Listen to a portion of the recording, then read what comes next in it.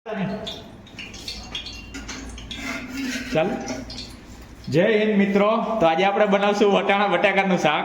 વટાણા બટાકાનું શાક બનાવવા માટે આપણે વટાણા ફોલી નાખ્યા છે અને બટાકાના નાના નાના ટુકડા કરી લીધા છે. અને વઘાર માટે આપણે ટમેટા 2 કાપી લીધા છે અને લસણવાળી ચટણી બનાવેલી છે. અને વઘાર માટે રાઈ, હળદર, ચટણી, મીઠું જે આપણે રનિંગમાં યુઝ લઈએ તે જ છે. હવે સૌ પ્રથમ આપણે શાક વઘારવા માટે કુકરમાં તેલ લઈશું 2 પાવડા જેટલું, 2 થી 3 પાવડા જેટલું શાક હોય એ પ્રમાણે આપણે તેલ લઈશું. તેલ ગરમ થઈ ગયું છે તો એમાં 1 ચમચી રાઈ નાખીશું, 1 થી 2 ચમચી જેટલી. 1 ચમચી જેટલું જીરું નાખીશું અને થોડી હિંગ નાખીશું. હિંગને આપણે તેલમાં ફોડી લઈશું.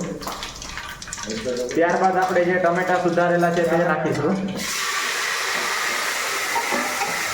એને ચમચાથી આ રીતે હલાવીશું. ગેસની ફ્લેમ ધીમી રાખીશું થોડી.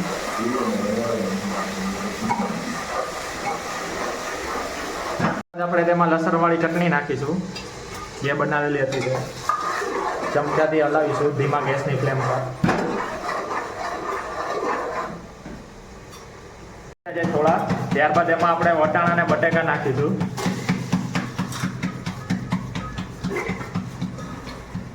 તમે યુટ્યુબ ના વિડીયો ચાલુ કર્યા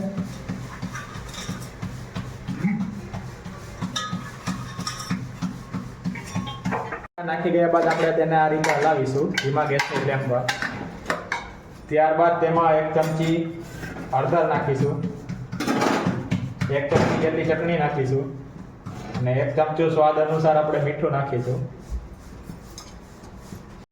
બધું નાખીને આપણે શાકને ધીમે ધીમે મિક્સ કરીશું અને ધીમા ગેસની ફ્લેમ પર ચડવા દઈશું. ત્યારબાદ આપણે રસાવાળું શાક બનાવવા માટે આપણે શાકમાં થોડું પાણી એડ કરીશું.